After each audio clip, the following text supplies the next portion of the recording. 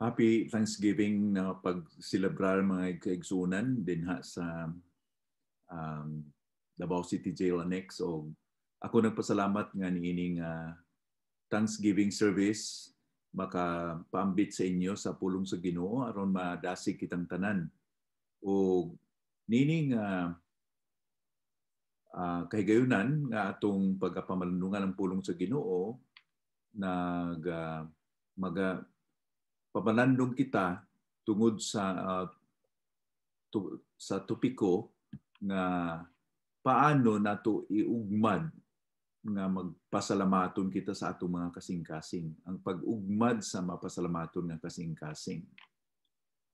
Ngano man nga importante man kayo.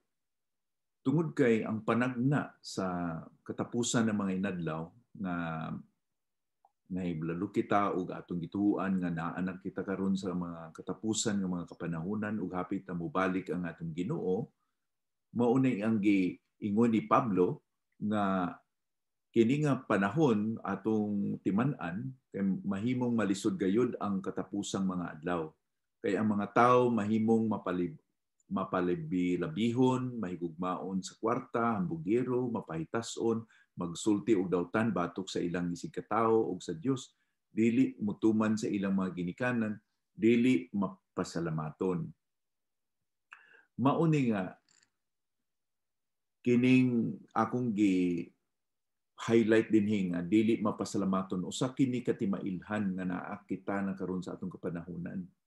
Ug kini uyon usab sa giingon ni Kristo sa usa ka panahon nga giayon niya ang napulo ka sanglahon. Unya mibalik ang usa lang, unya ang mibalik Samaritanhon pagyud. Unya giingnan niya, di ba napulo man kamo nga akong giayo? Diin man ang napulo nga nangaayo, hain naman si ang siya. Dili ba napulo man ang nangaayo? Hain naman ang siyam. Nagpamatuod nga ang pagpasalamat dili natural sa usa ka tawo. Ang pagkamapasalamaton dili kini na dali-dali mahibot sa atong kinabuhi gani sa atong mga anak, atong tudluan nga uy gitagaan ka og pinaskuhan, gitagaan ka og kwarta, gitagaan ka og candy, aron sa may mong ingon, di ba magtudlo kita sa atong mga bata nga thank you. Salamat. Salamat sa mong gihatag. Ngano man ato man ang itudlo. Kay di yun natural sa usa ka tawo gikan pa sa atong pagkabata nga mapansalamaton kita. Naan ang atong struggle sa pagpasalamat. Busa ang atong tutukan ini nga Thanksgiving nga service unsaon ito pag-ugmad sa mapasalamaton nga kasing-kasing. Ug doon na lang ko'y tulo ka mga punto nga akong ipaambit kaninyo unsaon nato pag-ugmad sa mapasalamaton nga kasing-kasing. Ug kini nga tulo akong basahon, tutok lamang kita sa anaa kanato ug dili sa mga wala sa atong mga kamot. Munay una. Ikaduha, batuni nga ang kinabuhi nato usa ka pribilehiyo ug dili usa ka katungod. Ang ikatulo, hatagi og bili ang panalangin nga dili mapalit sa bahandi. So ato ning usa-usahon nini nga udto. So ang una nga atong tamdan aron makaugmad kita og mapasalamaton nga kasing-kasing, tutukan lamang nato ang naa nato karon ug dili kita mututok sa mga wala nato. So sa akong tan-aw ini nga punto, pag-eksplikar o pagpahayag ini nga punto, sugid ko ninyo o i-share na ko ninyo ang usa ka istorya sa usa ka tawo na labihan gyud siya ka pobre niya. Doon na lang siya isay usa ka garden nga gamay. Unya nagtanom siya daghang mga lagutmon o mga mga pichay, sa inyo nakita din na sa atong screen na ay mga lagot utanon, no? Mga pichay niya. Nagtubo yang handom nga unya nga unta ko na ako'y dako-dako nga luti, no? Makatanom pa ko mga kamaisan unta o mga uban pang mga tanom. Unya nadungog siya sa iyang silingan nga dato. Unya gingnan siya dayon nga umauday imong gusto, tagaan ta ka or makatanom ka og kamaisan. So gitagaan siya. Nakatanom na siya kamaisan. Kasanggi na siya.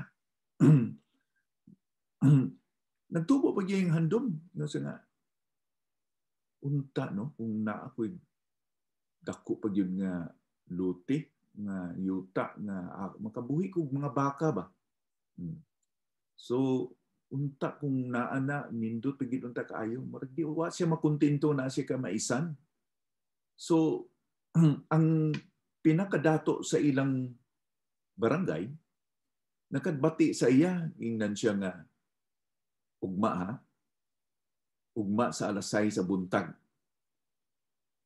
Ngadto ka sa tuktok sa bukid, na inyong nakita niya nga kini tuktok sa bukid.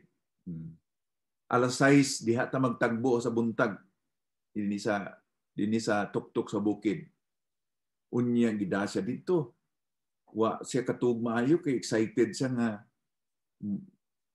tagaan ko na siya giluti sa pinakadato gid sa ilang barangay. Gingnan siya sa tag-iya sa yuta sa nga tan-aw kapalibot.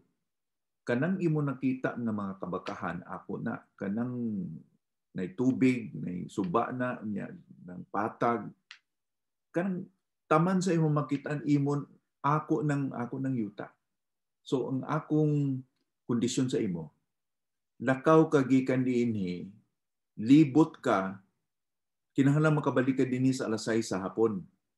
So usa ka adlaw nimo malibot, kun diin nimo maabot, imo na pag-ingon sa tag-iya, okay, makalakaw ka na. Wa siya maglakaw, oy, nagdaggan siya taman-taman. So nakita niya nga na ay bukid nga nindot man sa uy, nindot to dito da, may tuboy anong baka da. Gidagan niya dito. Pagkakita naman sa pikas nga nindot pigi dito buhi ang kanding. Gidagan naman niya dito. Wa siya kahibaw nga alas 4 na sa hapon. So pagkabalinggat pa niya alas 4 sa hapon, uy, hapit naman ni mag alas 6. Dagan sa taman-taman. Nakaabot jud siya didto sa tumoy nga didto man ang tag-iya nagwat niya. Igo gisang kaabot dito alas 6. Pag-abot gyud dito sa tumoy kay nihagba siya. Kay sobra sa kaluya. Way kaon, gikutasan siya dagan, nihagba siya og namatay. Unya, pila man gyud ng kadako ang yuta ang gihatag sa iya. Ang gihatag la sa iya mao ra ni kadako. Gitagaan lang siya ingon ani kadako para lubngan niya. Mauna ang tao nga dili makontento sa iyang kinabuhi. Kay nagtan-aw siya sa wala sa iya. Unsa may ingon sa Biblia? Ang ingon sa Biblia nga dili kita magpahamkunon kundi magkontento kita kay ingon diya ni Pablo sa 1 Timoteo 6:7. So ang tinuod sa pagkatao nato dinhi sa kalibutan wa kita gidala ug kun mamatay kita wala usab kita madala gikan sa kalibutan. Busa kun may pagkaon kita ug may biste, makontento na kita. Now, utrohon ko nagbasa sa bersikulo 8, kung may pagkaon kita, unya may gisuluot kita nga biste, makontento na kita. Wa man gininginanglan nga naibay ta, nailuti, naay mga pundo ta sa bangko. Buting nun nga ang pagkakontinto maunay sikrito nga magmalipayon kita, magpasalamaton kita. Kay gitagbo sa Ginoo ang atong panginahanglanon og kanang mga uban nga ihatag sa Ginoo nato. Kuan na bonus na siya. Ang atong kinabuhi, importante ni sa tanan kaysa atong gisuluot sa mabtaingon ni Kristo sa Mateo 6 nga tan-aw mo sa mga langgam o sa mga tanaman kung giunsa pag atiman sa Ginoo, kamo mas bililhon pa kamo sa kanila. Mauna nga ang atong pagkakuntinto, mauna ang mga sekreto nga magpasalamaton kita sa gihatag sa Ginoo nato. Ug dili kita magkumpara sa ug masina sa wala gihatag nato o sa mga silingan nato nga naa, no? So mao nay usa sa mga problema nga ang tao dili malipayon tungod kay pareha sa usa ka bata kuno nga daghan kay duwaan sa iyang kwarto pero nay usa ka duwaan nga gusto niyang naan niya wa man wa gyud sa malipay. Gingnan siya siyang inahan nga tanawar ko na imong kwarto puno sa duwaan unya kanang usa lang nga wa dinhi mo ni hinungdan nimo nga wa ka malipay o gisapot kanining adlaw. So maunay atong buhaton, tutukan nato lamang ang naa kanato og dili sa mga wala sa atong mga kamot aron magkaugmay kita og mapasalamaton nga kasing-kasing. Na kumusta man? Kung unsa man ang gihatag kanato, unsa atong kahimtangan karon, unsa man ang panalangin sa Ginoo kanato, tun-an gyud nato nga salamat Ginoo nga imo kong gipakaon, gibistihan. Salamat Ginoo nga mata pa ko sa buntag. Salamat Ginoo kay na bisan og simple lang akong pagkaon na pagyapon ko'y appetite. Magunsa man ang imong pagkaon ko kay appetite. So tanaw nato ang gihatag sa Ginoo kanato ug dili kita mo masina sa wala nato na sa mga silingan o kinsa man nga wala gihatag sa Ginoo nato. Okay. Ikaduha, batuni nga ang kinabuhi usa ka pribilehiyo ug dili usa ka katungod. Ato ning batunan ang kinabuhi nato usa ka pribilehiyo ug dili usa ka katungod. May istorya naman nga dunay tulo ka punuan sa kahoy nga mag-amigo sila. Unya usa ka adlaw kay nagtubo sila nga pareha sila kadak-on, pareha kahabugon. Dunay mga tawo nga ninganha unya nagingon sila nga miabot na gyud pre ang atong panahon nga putlon na ta. Unsa kay gamitan nato ini? Ang usa kat kahoy giputol unya nabatian nila sa mga tawo nga uy kini nindot ni ng kahoy kay maayo ning himuon nato nga sintar o ipaniling sa balay sa atong hari. So kay nindot ni nga kahoy kini nga kahoy nga amigo ni kini nga kahoy nalipay kaayo nga kung bisan pa ko niya ang putlon kay kuan ang ako mapuslan man ko kay mahimo man kong balay sa hari. Imagine puy-an ko sa hari mismo sa gingharian. So giputol siya o gihimo siyang balay nga nindot ug didto na puyo ang hari. Mibalik na pud mga tawo unya nagingon siya nga ay kini kaduha maayo ni kay ang hari nangihanglan nga og dako kayo nga barko og sakyan niya ni mutabok sa laing nga mga gingharian, mubisita sa iyang mga amigo mga hari dito sa layo, mo niyang sakyan nindot ni himuon niya tuning kasko o himuon nato nga sakayan lipay kayo sa nga salamat no bisang patyon ko bisang putlon ko kay mapuslan gyud ko sa hari man kay himuon man ko nga kuan nga sakayan o dako nga barko. So gihimo po siyang dako nindot kay nga barko.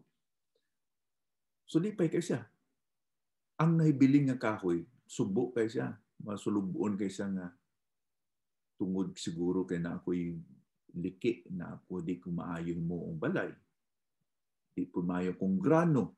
Di man maayo nga ako, di ko maayo himuon nga kasko sa kuan. Wa gyud ko'y pulos. Giputol siya. Gibalik ang mga tao sa putlon na nato ning kahuya ato laning moong may na siguro himuong haligi ug mapuslan ato laning himuong nga truso niya igahin na nato ni, butang ni nato kung sa mapuslan ni, basin isugnod naman ni kung wag mapuslan. So, giputol nila inyang gigahin nila, gitipig nila to sa kasuok ang kahoy. Pipila ka tuig. Kini nga kahoy ninyo sa wag dito pulos. Ang akong mga amigo, gihimong balay, nindot kayo dito ang hari magpuyo. Ang usa na kong amigo, gihimong barko, nindot kayo nilang iyang kahimtangan. Samtang siya nagamuni-muni o nagauna-una ini nga mga malandong ini mga butanga na masulubon, may nabatian siya nga, ay kini nga kahoy nga ato ning himuon, ato ning danon. Gikuha siya. Unya di ay kini siya nga truso mao ni ang gipapas-an niya ni Kristo, mao di gihimong cross. Sa tulo ka mga amigong kahoy, kinsa man gyud mas importante ani? Kinsa man gyud mahinumduman sa tao? So ang kinabuhi nato, ang Ginoo ang nagadeterminar. Siya ang nagabuot. Kung naman tay handom, naman tay plano, na ang Ginoo gyud kabuot, kung makontento kita o magpasalamat kita kay ang Ginoo may tinutuyo sa itong kinabuhi. Ang kahoy nga abi niya wa siya kapuslanan, siya di ay mahinumduman sa tanan nga mga tao kay didto sa iya gilansang ang anak sa Dios aron makahatag kanato kaluwasan. Ingon pa ni Pablo sa Roma 9:20 hangtod sa 21 nga kita mga binuhat lang sa Dios. Busa dili kita makareklamo kaniya kung nganong gihimo niya kita nga sama niini. Sama ba sa tigbuhat og kulon, magbuot siya kung unsa ang iyang buhaton sa lapok nga iyang ginakuptan. Kung buot niya, mahimo niya ang duha ka matang sa kulon, pinaagi niya niadtong lapok, usa lamang sa pinasahi nga mga okasyon o ang usa alang sa pang-ordinaryo. So, ang Ginoo ang nagbuot kung unsa siya ang nagadihon, nagahimo kita mga lapok himuong kulon. Di ta makadiktar kung unsa himuon sa Ginoo kanato. Ang usa himuon niya nga nindot nga flower vase, ang usa himuon nga kulon nga sudanan og mga ordinaryo nga mga bagay, no? Pero abi ninyo, bisan pag may mga tao nga mura sila nindot kay bulawan sila, tanso sila, metal sila, niya ang uban kulon, clay, lapok. Parihar tanan kay kitang tanan may liki. Di kita masudlan og tubig kay may liki kita tungod kay ang tanan ng mga tao may problema sa kasalanan. Dili kita mapuslan sa Ginoo. Unsa may angayan nga himuon sa mga tibod-tibod, sa mga niini nga mga kulon nga mga liki, hindi mapuslan. Angay ni tambog ug way pulos, no? Pero abi ninyo, mao ni makaingon ko ang atong kinabuhi tanawon gyud nato nga pribilehiyo kay ngano man. Ang angayan gyud mahitabo sa natato gyud. Silutan gyud ta kay makasasala man ta. Dili man ta hingpit kay wata katuman sa kabubuton sa Ginoo. Napakyas o ingon pa sanglit ang tanan kasalaon kabus sa kahimayaan sa Dios. Tanan kita. Way kulon nga bulawan, may kulon nga lapok, pareha kita, may liki, may dili mapuslan. Pero ang kinabuhi nga walay katapusan gasa sa Dios gihatag kanato pinaagi kang Kristo. Ingo pa din sa Roma 6:23. Nga naman, gihugma kita sa Ginoo. Sa Roma 5:8, pa, apan si Kristo namatay alang kanato, bisan pa og makasasala kita. Sa ingon niini nga pamaagi, gipakita sa Dios ang iyang pagigugma kanato. Subot ingnon mga igsuon nga ang atong kinabuhi nga kadawat kita o kaluwasan, madili angay kita makadawat. Doon na kita naangkon nga gasa grasya sa Ginoo nga di gud kita mayan na makadawat. Busa tan-awon na to ang atong kinabuhi nga pribilehiyo, dili nga may katungod kita ning kalibutan kay angayan gud kita anta silutan. No? So, ang pribilehiyo nga giluwas kita sa Ginoo. Now, tungod niini Tanaw na to ang halimbawa ang pananglitan ni Pablo sa pagtanaw siyang gugalingon. Ingon niya, kami sama lang sa kulon nga gisudlan ining mahalon nga butang aron masayran sa mga tao nga ang gahom nga dili matupngan nga niya sa mga lawas nga maluya dili gikan kanamo kun dili gikan sa Dios. So kung atong tan-awon bitaw ang pag-ingon ni Pablo dinhi, larawan sa usa ka kulon nga kita daw mga kulon nga gitihon sa Ginoo, gihulma sa Ginoo, siya ang magbuot. Ingon niya, ingon ni Pablo, kami sama sa kulon. Kini nga kulon, lapok kini, clay kini nga kulon, gisudlan og mahalon nga butang, mga alahas, na gold, na silver, na daghang mga alahas puno. Karon sa ako nang giingon, kini nga kulon dili unta ni angayan kay may mga liki. Okay? Ang akong pangutana, unsaon man pagkakita sa mga treasures, sa mga mahalong butang, mga alahas sa sulod, kung gisulod ni sa kulon, gitakpan ang kulon na. Di yun na makitaan. Pero kung may liki, makita na. Mas dagko ang liki, mas makitaan pa ang mga alahas. Kung doon na pa'y, kung ato man ang nahinundong ko sa istorya sa ni Pastor Iskandar sa Kabangkalan, na ako ninong, ingon niya nga may silingan siya dito nga gingnan niya nga, Choy, maayo siguro Choy magpatakod kag kuryente. Sa ingon siya nga, Pastor, di na lang kay usik kayo. So, nga naman usik man Choy. Kay ang ako mga bungbong daghang buslot niya kung magpasiga kog suga, manglusot sa bungbong mo nang usik ang suga.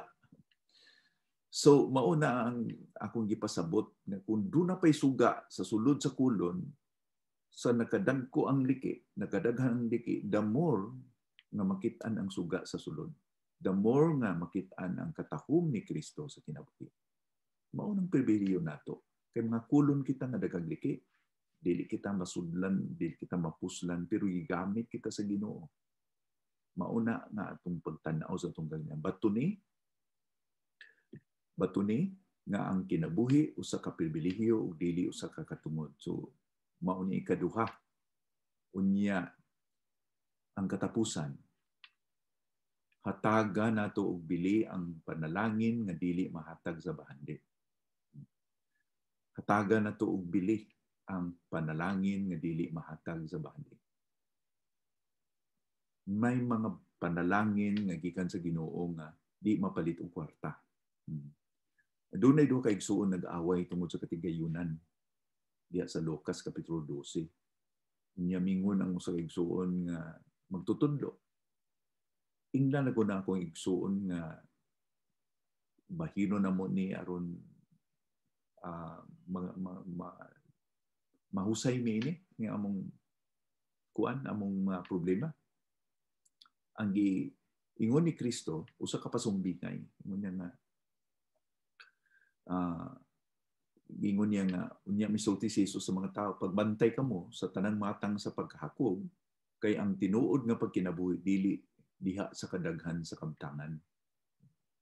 Ug gibatbat niya tungod sa pasumbingay, no, nga may tao nga daghan mayo siya nga mag-uuma, ingon niya nga daghan ko abot karon, asa man ako ni isod gawa na magsudan, gubaon ko na akong budigan niya, tukod ko bag-o dako aron ibutang ko ang bagong produkto dito niya, moingon ko sa akong kalag nga kalag pahuway ka kay daghan kag pagkaon sa umaabot. Pero ni Kristo, buang-buang ka, wa ka maghibaw nga imong kinabuhi kutob lang karong gabi, wa na ka.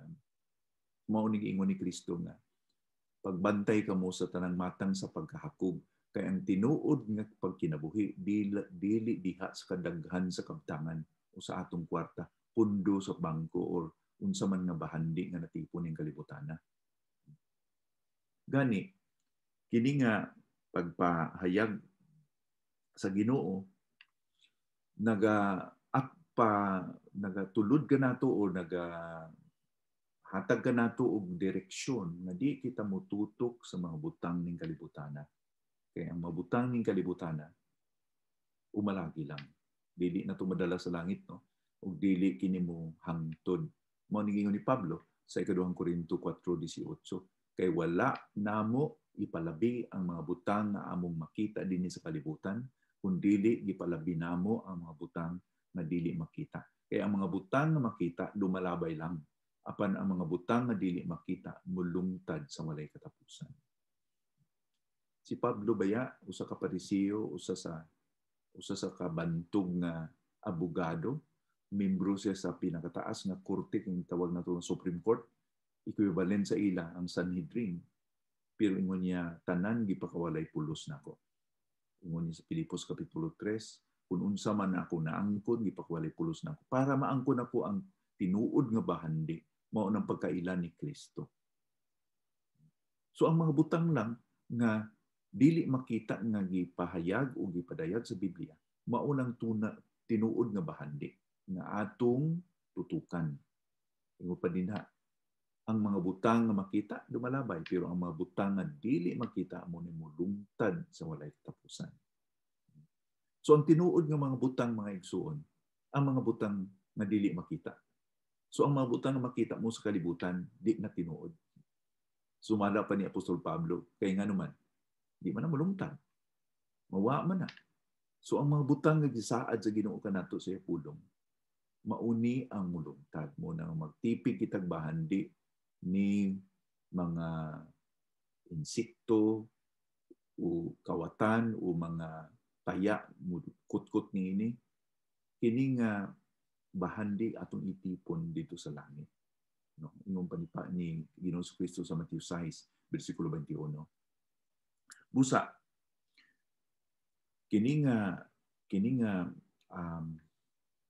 punto painumdum ka nato sa nahitabo usab ni Moises. Di ba si Moises gisagup, nahimo siyang anak ni Paraon, hari sa pinakabantog ng gingharian sa iyang panahon, ang gingharian sa Ehipto. Ug siya ang sumusunod sa trono sa iyang lolo na to, kay gisagup man siya sa anak sa hari na piniparaon. Pero atong makita sa Hebrehanon nga si Moises ni, iya hinuong gipalabi ang pag-antos uban sa katawhan sa Dios kaysa maglipay diha sa sala sa hamubo lang ng mga panahon. Gihuna-huna niya nga mas daghan nga panalangin ang iyang madawat kung mag-antos siya sa mga pagyubit tungod kay Kristo kaysa maangkon niya ang tanang bahandi sa Ehipto. Kay gilantaw niya nga may ganti siya nga madawat. Mao ni ang atong matun-an sa kinabuhi ni Moises. Usa akong pagtapos ni atong pagkamalandong sa pulong sa Ginoo, may numdum ko sa usa ka misyonero nga namatay sa edad nga 28 anyos didto sa Ecuador tungod kay gipatay siya sa mga sa mga Auca Indians, mga luog ng mga Indiano sa panahon, no, gusto nilang sangyawan sa pulong sa Ginoo. 5 sila ang namatay. Gibangkaw silang tanan. Unya, usa niini sa 5, ang pangalan niya si Jim Elliot. Doon na siya gisulat sa iyang diary, ingon pa niya, dili siya buang-buang nga isalikway niya ang mga butang nga lumalabay aron maangkon niya ang mga butang nga mulungtad sa kahangturan. Kay giingnan man siya nga sayang man imong kinabuhi, Jim, nga moadto ka sa lugar nga layo niya, bukid niya, unsa may imong makuha didto sa mga tao nga mga luog. May pagpabiling ka diri sa Amerika kay may kinaagman ka, may bright ka, athletic ka. Kini si Jim Elliot, maayo ni siya nga orator ni siya, niya leader, niya athletic. Yung sayang yung kinabuhi, usikan na nimo nga magbali ka lang dito sa bukid. Pero niya, dili siya bumbuang nga isalikwan niya ang mga butang nga lumalabay aron maangkon niya ang mga butang nga bulungtad sa kahangturan. So akong balikan pag-summarize ang atong pagpamalandong, unsaon na to pag-ugmad sa usa ka mapasalamaton nga kasing-kasing. Una, tutukan lamang nato ang naan nato gihatag sa Ginoo ug dili ang mga wala sa atong mga kamot. Ikaduha, batunan nato nga ang kinabuhi nato usa ka pribilehiyo ug dili usa ka katungod. Pribilehiyo nga nakaila kita ni Ginoong Kristo tungod kay gihigugma kita. O ang ikatulo, hatagan ug bilin nato ang panalangin nga dili mahatag sa bahandi. Ang kaluwasan nato mga igsoon dili mabaylo og kwarta. Ang atong kaluwasan nga gitipigan ni Kristo nga may paglaom kita nga kung sa may pahitabo sa atong kinabuhi kay balo kita kay nag-ingon si Ginoong Kristo sa balay sa akong amahan adunay daghang lugar ako magaandam kay kung mobalik ako iuban kamo nako ug diin ako atua sa kamo. Juan 14 bersikulo 1 hangtod sa 3. Ug ilang tunta mga kaigsuonan, mga kaigalaan nga niining Thanksgiving magpasalamaton kita dili sa mga material nga atong naangkon, dili kay nawadaan kitag problema, dili kay sayon o hapsay ang atong kinabuhi, kundi tungod kay kabalo kita nga sa tanan nga nahitabo sa atong kinabuhi bisan nakita ining COVID-19, kay balo kita nga naang Dios kanato. Ug igo lang sapat na gyud sufisyente nga magkalipay kita o magpasalamaton kita adlaw nga tanan kay dili kita biyaan sa Ginoo. Ingon yan, I will never leave you nor forsake you.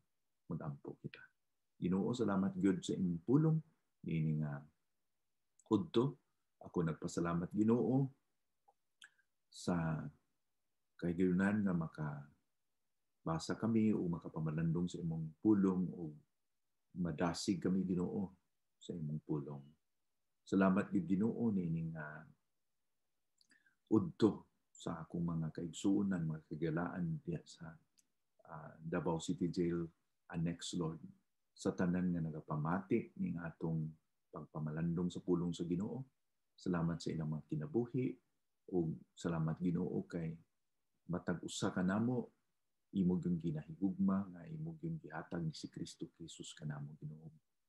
Tungod ni ana among gibati o among gisinati Ginoo mo na nakulang namo kay naangkon na namo ang pinakaimportante mo ang relasyon namo kay Kristo pinagi sa pagtuo kaniya o unta Ginoo nining Thanksgiving magpadayon kami sa pag-ugmat ug mapasalamaton ng kasing-kasing sa tunga sa pamatasan sa amo kalibutan nga naa kami sa katapusan ng mga panahon nga ang mga tao dili mapasalamaton. O akong giampo ng Ginoo nga ikaw gyud magdugang sa pagbubo sa panalangin sa matag usa kanila. O kami nagapaabot lang gyud Ginoo sa imong kaluoy ug pagigugma adlaw nga tanan. Ug dili kamo pakyas kanamo kay ikaw matinmanon nga Dios. Ug kini among giampo sa pangalan ni Ginoong Kristo nga among Ginoo ug manluluwas. Amen.